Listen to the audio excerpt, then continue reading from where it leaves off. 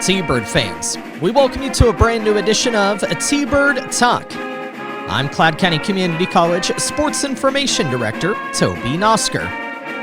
On this week's edition of T-Bird Talk, we'll sit down with the head women's basketball coach at Cloud County Community College, Hall of Famer Brett Erkenbrack, as we will preview the start to his team's 2025-2026 season.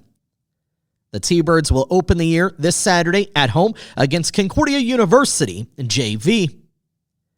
Cloud County Community College enters the year picked to finish 9th in the Kansas Jayhawk Community College Conference Division I Women's Basketball Predicted Order of Finish poll. The preseason poll, voted on by conference head women's basketball coaches, was released last week. The T-Birds returned 2 players from its 2024-2025 team, which finished 17-13 overall. The T-Birds also finished 7th in the conference with a 12-12 conference record and hosted a first-round NJCAA Region 6 playoff game. Back for Cloud County is 5'10" forward Shea Wirtz from Clifton, Kansas, and 5'5" guard Lauren Marone of Kansas City, Kansas. Erkenbrack has also rounded out the lineup with an impressive recruiting class that includes 1 transfer, Layla Washington, a 5'10" forward from Garber, Oklahoma, who played last year at Northern Oklahoma College, Tonkawa, as well as 9 incoming freshmen. Up next, we'll preview the start to the 2025-2026 season for the Lady T-Birds with Coach Brett Erkenbrack. This is T-Bird Talk. Are you a Kansas or Nebraska high school senior who's thinking about your next step after high school? If so, you qualify for Cloud County Community College's $500 Early Bird Scholarship. All you have to do is visit campus before December 19th and have a GPA of 3.0 or higher, and you get a $500 scholarship guaranteed. So come visit Cloud and see why our students are Cloud proud. On your visit, you'll see our campus, meet with an academic advisor, and get a chance to have all your questions answered. Set up your campus visit today by giving us a call at 785-243-1435 extension 212 or visiting us online at cloud.edu/admissions. This week on T-Bird Talk, an opportunity to talk Cloud County Community College women's basketball, as the T-Bird women will tip off the 2025-2026 campaign at home this Saturday, when Cloud County will be matching up with Concordia University JV. That game will tip at 2 o'clock from Arlie Bryant Gymnasium, and we'll stream the match live on the T-Bird Sports Network at cloudtbirds.com. Joining us is Cloud County Hall of Fame women's basketball coach Brett Erkenbrack. And Coach, the season has now arrived. You've had a month now of pretty intense practices, a lot of travel with some jamborees, some early season showcases. But do you feel like you and the girls are ready to go for this year? Well, I hope so. We'll soon find out, won't we, Toby? A big matchup coming up with Concordia University JV. I want to touch on that in just a moment. Briefly, before we talk about this year's team, can we just briefly go back to the end of last year and kind of your overall sense of how that season played out? 17-13 overall, 12-12 in the conference, got the opportunity to host a first-round Region 6 tournament game. Reflect back for me last year, how you felt like things went. Well, I thought we had a pretty good season. We had a lot of freshmen. We have a lot of freshmen again this year, but I thought we dealt with a number of adverse situations last year, but we had some really good wins. At times, I thought we played great. We dealt with a bunch of injuries and some medical, I guess you call those medical issues sometimes in today's vernacular. But we lost Bree Frazier there in January. That hurt us. I think she was our second leading scorer, and Tiana Davis, our point guard, she was dealing with a turf toe issue the entire last month of the season, and that really slowed her down and limited her effectiveness. But we had some really, like I say, really good wins, some impressive wins. We ended with a disappointing loss to Colby, a Colby team that they played real hard. We felt like we had that game won, I think, and let a lead slip away there late, made some significant mistakes down the stretch. But we had, I think, and I said at the time to our players, we had a good year that ended really bad. Had we won that game and maybe gone on and played well or won the next playoff game. Who knows what could have happened?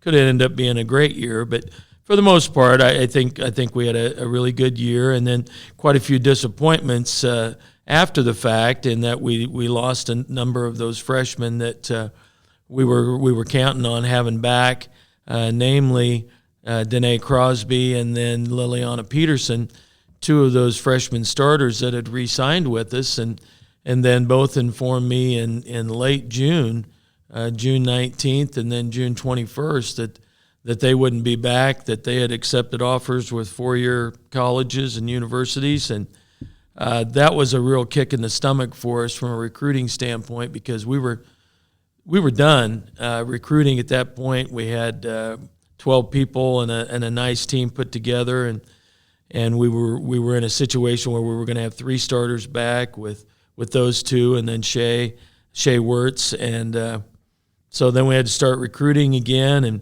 fortunately enough, we were able to jump back in the process with a couple of people that we had let go, turned down, and got them here, and signed another young lady who didn't get her visa, a young lady from Turkey, which that ended up being a really bad deal for us, because we were counting on her, thought she'd be a really good player, but she was turned down in her visa request, and nothing we could do about that. But overall, good year last year. To finish 12-12 in the conference, and as tough as the conference is, I was happy with it. I want to talk a little bit more about the makeup of this year's team and that recruiting process in just a second, but let's talk about the two girls that are back, including one starter, as you mentioned, Shea Wirtz. Of course, Shea, a 5'10 forward out of Clifton, Kansas, graduate of Clifton Clyde High School, appeared in all 30 games for you last season. Legend field goal percentage, shooting right at 49%, which was the sixth best field goal percentage in the Kansas Jayhawk Community College Conference, was third on the team in scoring, average 9.2 points per game, ended up scoring over 10 plus points in 13 games and 20 plus points at two separate points last year. Total 207 rebounds, 51 steals, 12 block shots. I thought, she was somebody that really asserted herself well and adapted well to the collegiate game during her freshman season. Shea had a fantastic season. I was so proud of her, and said it so many times last year that she was our most reliable player last year. She was our most consistent, reliable producer from beginning to end. She never, in my estimation and my memory of it, she never looked like a freshman out there. She didn't play scared. She didn't play timid. She did a great job of playing within herself, and I thought she got a lot better as the year went along. Got a lot more confidence with shooting a three. Got a lot more confidence, I think, in handling the basketball, and just she was just so reliable, and we expect big things out of her this year. And one of the things I like when I watch her is her temperament. Yep. She's pretty even keel. She still plays aggressive. You can tell she cares. She wants to do well. She's somebody that's at times undersized, having to battle inside at that post position. But she's got a calm demeanor to her that I really like when I watch her play. Absolutely. And, she's everything that, from a coaching standpoint, she's everything that you want one of your athletes to be. She's a good student. She's a very respectful, courteous young lady. You're absolutely right. Her body language, her demeanor on the floor, she doesn't have a lot of highs and lows, and that's a part of being consistent and reliable, and just being a real quiet leader for her. She's not really outspoken, but she just leads by example day after day. Another returner for you is Lauren Marone, a 5'5 sophomore guard out of Kansas City, Kansas. Appeared in 25 games last year, got an opportunity to play a lot more in the second half of the season, as your team was dealing with the injuries and other issues at the end of last year. Averaged right under 3 points per game. She was fourth on the team in three-point makes, and I thought at times provided you a spark, especially on the perimeter, that maybe you lacked at other times throughout the course of the season. She was able to really come in, especially in that second half of the year, and give you good quality minutes. For sure. I was happy with how Lauren finished the season, and again, she got better as the year went along. Her confidence level rose, and she was very reliable contributor for us the second half of the season for sure. And the thing that I appreciated most about Lauren last year is that when she came off the bench, she held it together for us. She didn't make very many mistakes, which is real critical for people coming in off the bench, spelling the starters and being in a situation where a lot of times you're coming in because somebody's got foul trouble or you're giving somebody a break and just holding it together. And I think Lauren will have a similar role this year, maybe a little bit more expanded role. Hopefully she can continue to shoot the ball with some consistency, and she can certainly give us a spark. Now, as we look to the makeup of this year's team, unfortunately, one of the things, Coach, that we have to address is some early preseason injuries that have sidelined two of you girls, maybe for the year. 5'10 freshman forward out of the Cayman Islands, Anika Moore, and then a 5'8 freshman guard out of Las Cruces, New Mexico, Jasleen Ruiz, a name that may be familiar to some because her older sister played basketball for you just a few short years ago. But unfortunately, those two girls suffering some preseason injuries that, again, will sideline them for a significant time, if not the duration of the season. Yeah, that's terribly unfortunate for those two young ladies. Anika Moore, as you said, a freshman from the Cayman Islands. She played high school at Sunrise Christian Academy in Wichita. Anika, probably our best pure athlete, good size at about 5'10", really a quick jumper and powerful body. When we went to Colorado there the first of this month, she was our leading scorer in those 3 scrimmage games we played out there. She looked great. And the week later, tore ACL in practice. So she's lost for the season. Jasleen Ruiz, as you mentioned, her older sister, Alizé, played for us here 3 years ago. And Alizé broke the single-season rebounding record for us 3 years ago.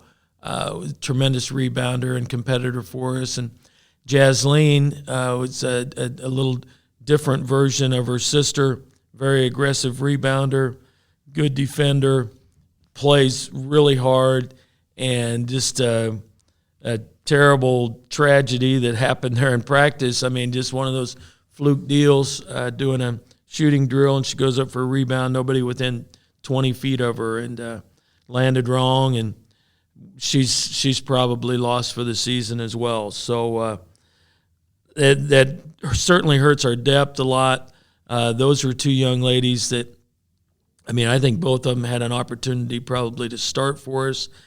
If not, they were definitely going to be in the top 6 or 7 players on our team. So that hurts, but we still have a number of good players, and it hurts from a depth standpoint, and certainly it's a bad feeling going into the season, feeling like you're less than at full strength. You do have some experience coming thanks to a transfer in Layla Washington, who played a year ago at Northern Oklahoma College, Tonkawa. She, a 5'10 forward out of Garber, Oklahoma, and had a really nice freshman campaign for the Mavericks at Northern Oklahoma College, Tonkawa. Ended up being a second-team All-NJCAA Region 2 selection after she led the team at 13.2 points per game on 41.6% shooting. Also averaged 6.6 rebounds and 1.1 blocks per game. And so able to get a transfer in that, again, has some experience and has shown that she can be really good at the JUCO level. Yeah, and Tonkawa played a number of teams in the Jayhawk Conference last year, Hutch and us and Independence and Dodge City. And so Layla has a pretty good idea of the caliber of competition and what we're up against. And she had 20 against us here last year. She's a proven scorer. She's got a good body. She's long. She's got long arms. She can really shoot the deep three. She's good around the basket, finishing with either hand. She's gotten better and better, I think, in our preseason exhibition games. She played really well a week ago out at Fort Hays when we scrimmaged them. Scored a bunch of points out there, and she should have a good year for us. She provides us with the ability to kind of much like Shea, the ability to play inside and outside, shoot the ball from the perimeter, and still post up and score around the basket. Joining Shea and Layla in the front courts, you have two freshmen, one out of Manhattan, Kansas, and then the other from Serbia. Tell us about your new forwards to the team. Okay, Sofia Todorovic from Serbia. She's about 6'1", very skilled, one of the more skilled, bigger players that we've had here in recent memory. Very good passer, good handler. She can shoot it. She runs well. She needs to, like a lot of Eastern European players, I think their game is a little bit more finesse than power and the physical nature of the American game. But once she understands the physical nature of play here in the United States, I think she's going to be a really, really good player for us. And then Kennedy Dodds, a 6'2" freshman from Manhattan High School. Kennedy is a big body. She posts up well. She wants to be a good player. She wants to improve, and she's a little ways behind skill-wise of some of these other people, but she's going to play minutes for us. The biggest thing for her right now is just getting from one end of the floor to the other at a little bit quicker pace. She's got to continue to work on conditioning and work on her body, firm up her body a little bit. But I think Kennedy Dodds will be a factor for us. Recruit her out of nearby Manhattan, Kansas. And then in the backcourt, where you do have some depth, a couple of nearby local girls as well. One of them, Marilyn Sokin, out of Claflin, Kansas, comes from a small school, but one rich in basketball tradition at Central Plains High School. And then Sadie Cornell out of Superior, Nebraska. Tell me a little bit about these two.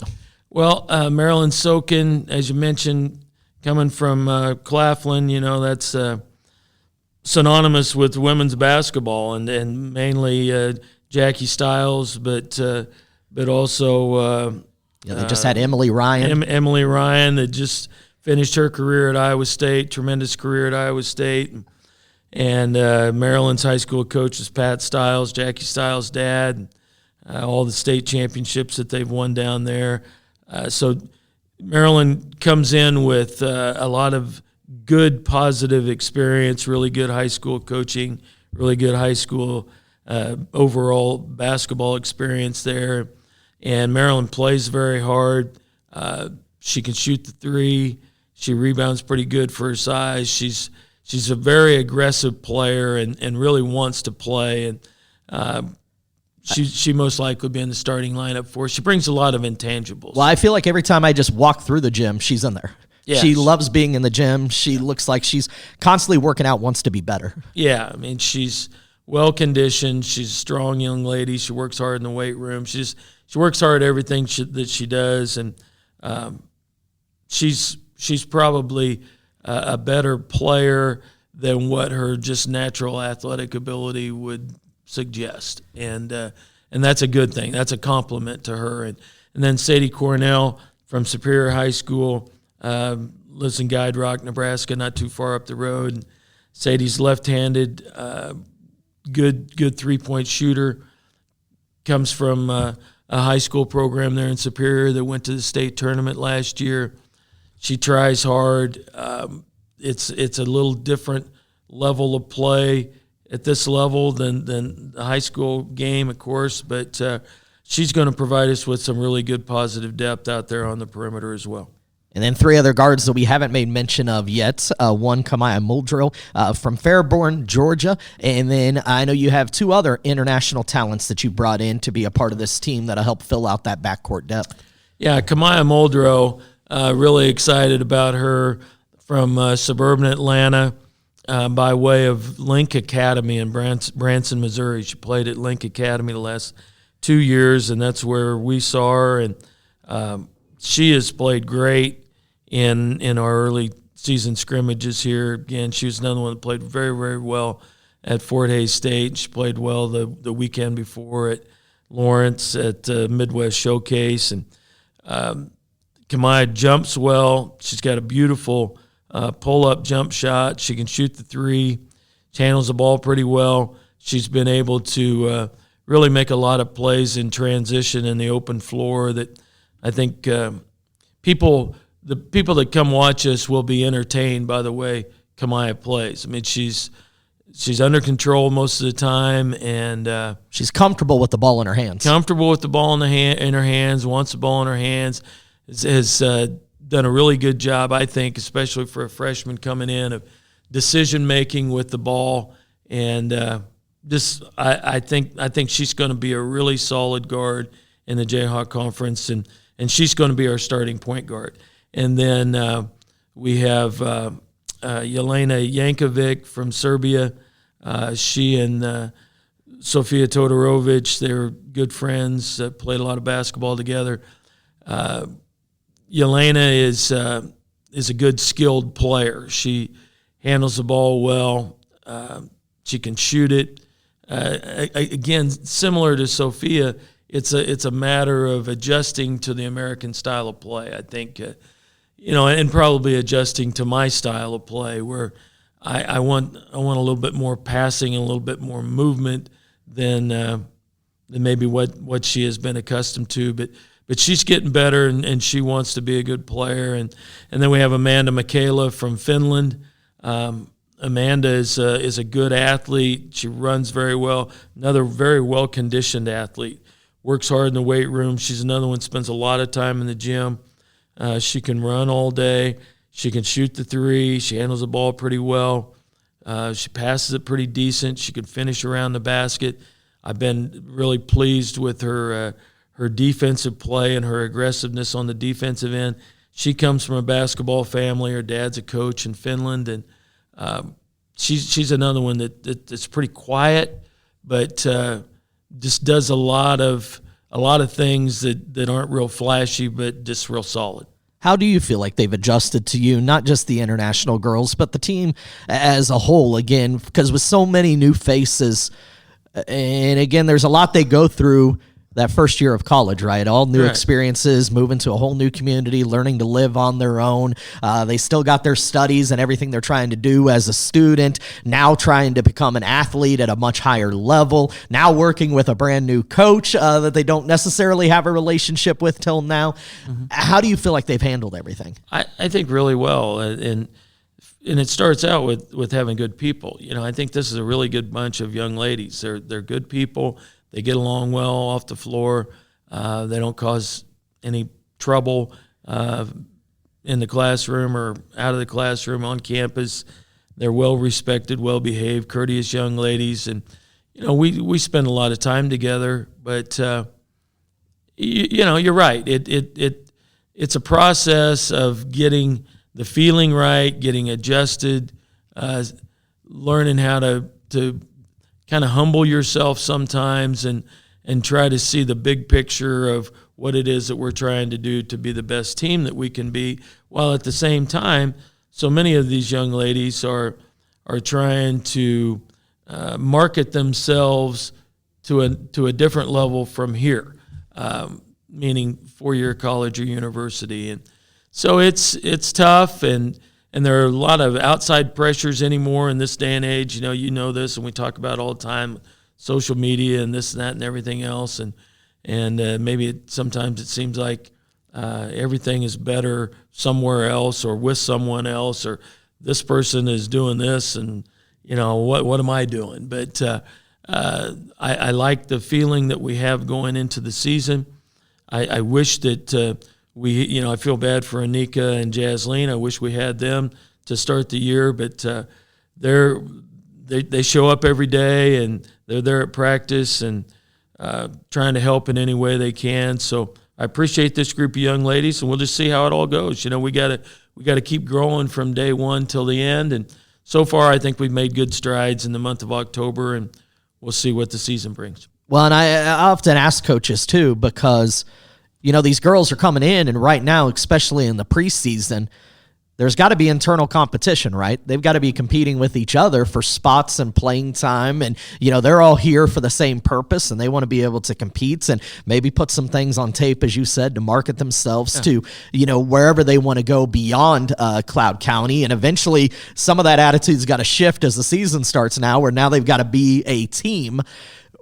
I know your depth's hurting right now because of some of the injuries and the other issues. And maybe the communication from you is, hey, everybody's going to get opportunities. Everybody's going to get some time. Now it's going to come down to you. What do you make of that time once it's given to you? Yeah, that's absolutely right. And that was my message the other night when Jasleen went down, that everybody, as you say, and it's 100% true. You come to college to play basketball. I mean, you're here for the purpose of playing. So now there's going to be more opportunity for somebody to showcase their talents and abilities. And this is not unique to this season. I mean, and it's certainly not unique to our team. But unfortunately, in women's basketball, injuries are a big part of every year, whether it's a knee or it's something else. And every year we have one or two or three people that start the year and it looks like, they're just going to be a practice player. They're just going to be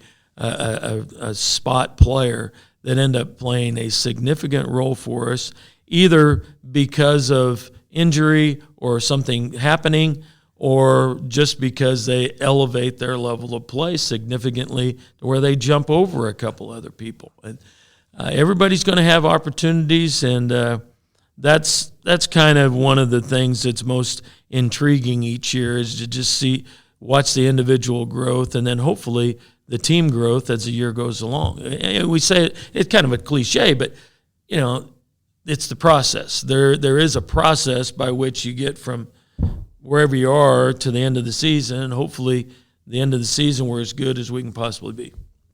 What do you like the most about this group right now?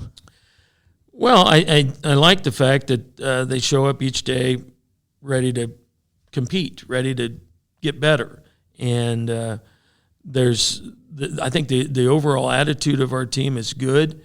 And I think we play pretty hard. I'm happy with the energy level with which we're playing.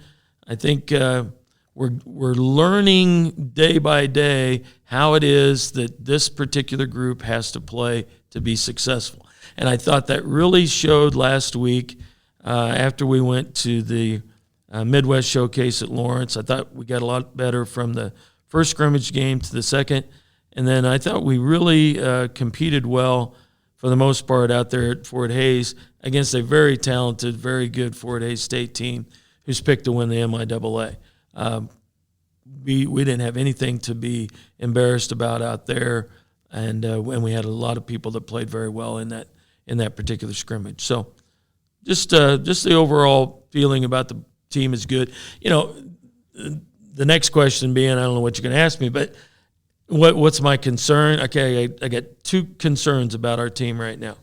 Number one, are we going to be able to rebound at a high enough level to be successful against the really good teams in our conference? And certainly then number two being just overall depth. We can't have any more injuries. I mean, I say that,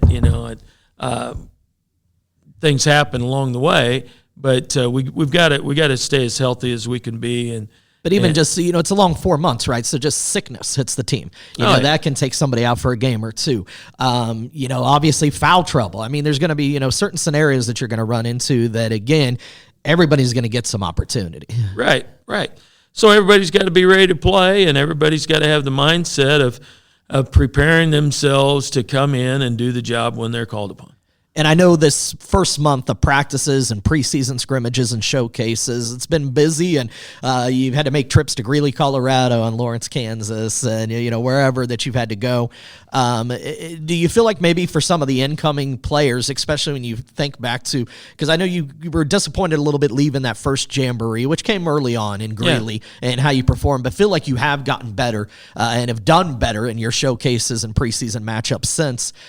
Do you feel like maybe they got their eyes opened a little bit that, hey, this is a different level, and it's going to require maybe a different level of focus and work from us in practice each and every day? Absolutely. And that is part of the process, that it's true in life, it's true in basketball. You don't know what you don't know. And we had a lot of people went out there to Greeley, Colorado, and we're seeing teams from all over the Western half of the United States that we don't know and we haven't seen and didn't know what to expect. And it's kind of an odd environment when you go to those showcases anyway, because it's not really game-like, like what we're going to see come Saturday or next week when we're playing actual teams that the games really matter. But I think we got our eyes open to the physical nature of play. We got our eyes open to having to put forth maximum effort all the time on the floor. Can't take plays off. Got our eyes open to the fact that, hey, this is not high school where people are kind of jogging down the floor and get to a spot and throw their hands up in the air and let you shoot it whenever you want to shoot it. Or I'm no longer the best player on my team, I'm right? no longer the best player on my team. And not to take anything away from them, because they became the best player on the team because of the work that they've put in and the dedication they have to the sport. But, sometimes in high school, you don't have that person behind you that's pushing you and wants your spots or is capable of taking your spots. And now you're surrounded not only on your own team, but you're going head-to-head against girls that they were the best players on their team too. Yeah, that is 100% true. And and the way just the nature of junior college women's basketball now, with all the foreign players, the foreign influence is so great. Seems like everybody's got foreign players from all over everywhere, and everybody has talent. Seems like at our level, almost anybody you leave them open and they're going to be able to hit it. And the game has really evolved as the 37 years I've been here. I used to always say, because it was true, if I had a good point guard and a good post player and a good shooter, if I had three good players, we were going to be good.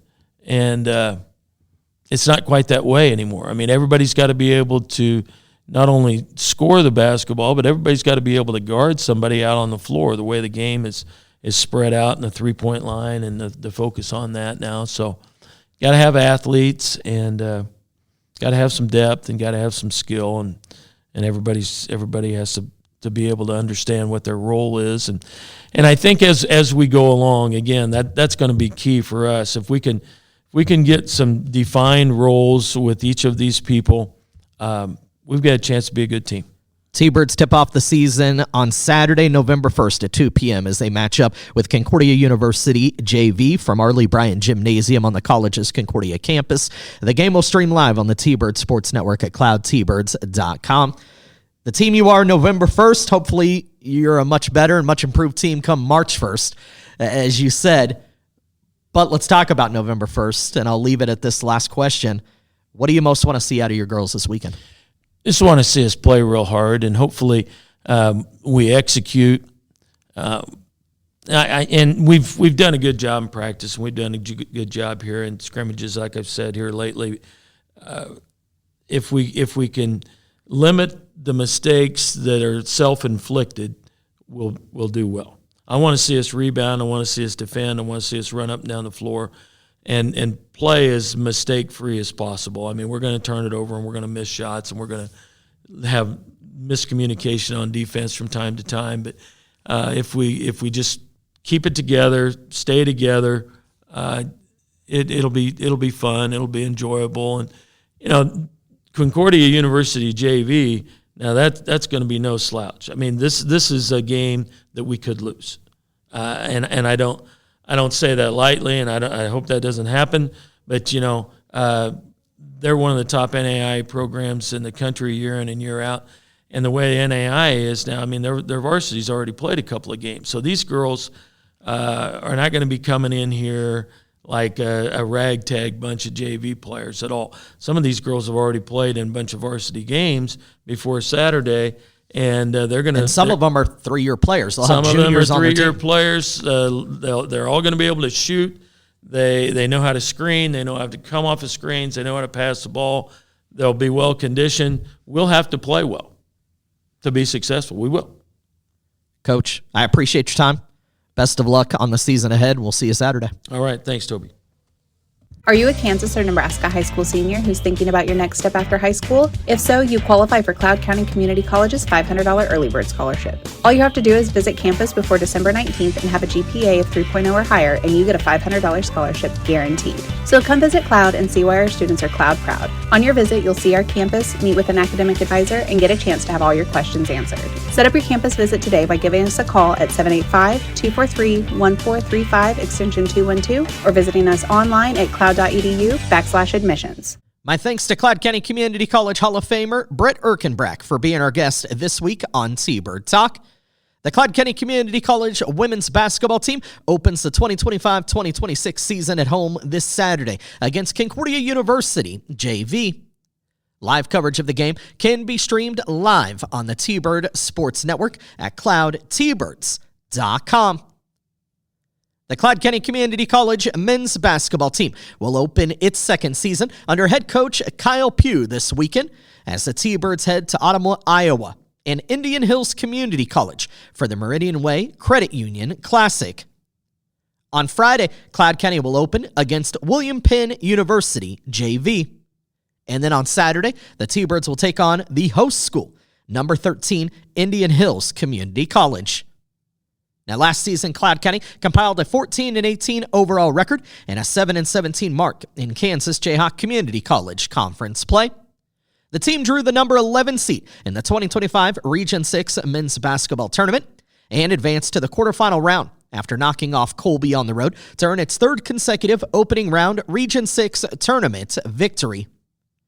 The T-Birds return 4 players from last year's team, including 2 all-conference performers, Elijah Savant and Sincere Burnett. Also back is Quill Acott and Amari Johnson. Adding to Cloud County's firepower this year are 3 other transfers as well as 11 newcomers. Coach Pugh was a guest on T-Bird Talk just 2 weeks ago. You can find that show available now on demand on any platform that you receive your podcasts.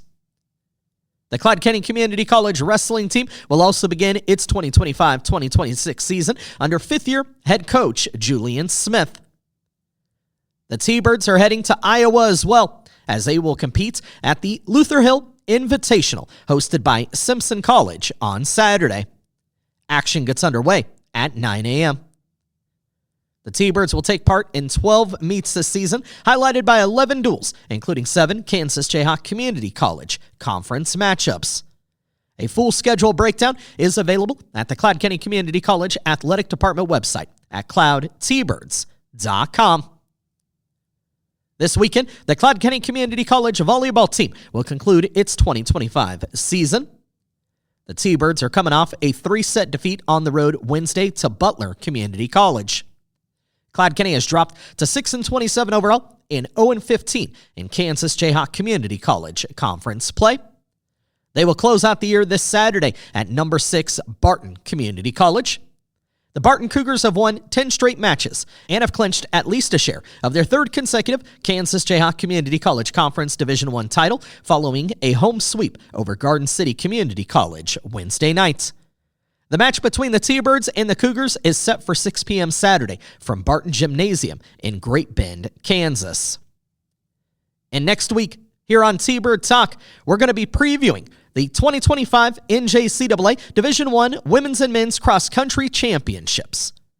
The Cloud County Community College women's and men's cross country teams are heading to Lakeside Golf Course in Fort Dodge, Iowa for the national championships. Last week, the Cloud County Community College women's cross-country team earned a third-place finish at the 2025 Kansas Jayhawk Community College Conference NJCAA Region 6 cross-country championships, which were hosted at Meadow Lake Golf Course in Colby, Kansas. Led by 3 runners finishing in the top 10 to earn all Region 6 distinction, Cloud County posted a score of 72 on their way to matching their third-place team finish from last year's Region Championship race in Winfield, Kansas. Sophomore Nanta Ube crossed the finish line first for the T-Birds, placing 5th individually in the 5K race with a time of 18:39.34, earning her second all-region honors of her cross-country career. Sophomore Mercy Ngomchop followed in 7th place in 18:44.01, and she received all-region honors for the second time. Freshman Marine Jep Churcher placed 9th overall with a time of 19:25.83, and she too was named All-Region. Freshman Mackenzie Baker claimed 23rd place with a time of 20:38.65. Sophomore Rafiatu Nuhu was 30th with a time of 21:12.43, while freshman Jade Williams finished in 61st place with a time of 23:44.22. The Cloud County Community College men's cross-country team earned a 6th-place team finish at the 2025 Kansas Jayhawk Community College Conference NJCAA Region 6 Cross-Country Championships in Colby last week.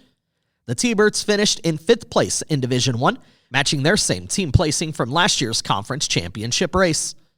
Sophomore Galasa Abdisa was the top finisher for Cloud County, earning a top 20 placing by finishing in 17th place overall. Abdisa completed the 8K course in 25:55.20. Freshman Davis Miltner was the next T-Bird to cross the line, finishing 25th overall with a time of 26:37.47. He was followed by Aziz Ben Brahim in 31st with a time of 27:09.43. Freshman Nicholas Johnson was 44th with a time of 28:12.91, while freshman Zeb Schultz rounded out the top 5 by placing 53rd with a time of 28:50.23. Also competing for the T-Birds was freshman Corbin Dykes, who placed 56th in a time of 28:55.36. Freshman Jesus Baltazar, who finished 59th in a time of 29:89. And sophomore Cody Sharp, who placed 65th in a time of 29:55.21. Again, next up for the Cloud County Community College women's and men's cross-country teams is the 2025 NJCAA Division I Cross-Country Championships. The stage is set for the national race. It'll take place Saturday, November 8th at Lakeside Golf Course in Fort Dodge, Iowa. We'll preview the race and more next week on a brand new edition of T-Bird Talk. New episodes of T-Bird Talk drop each Thursday, so make sure you're subscribed on your favorite podcast platform. T-Bird Talk is a production of the Cloud County Community College Athletic Department.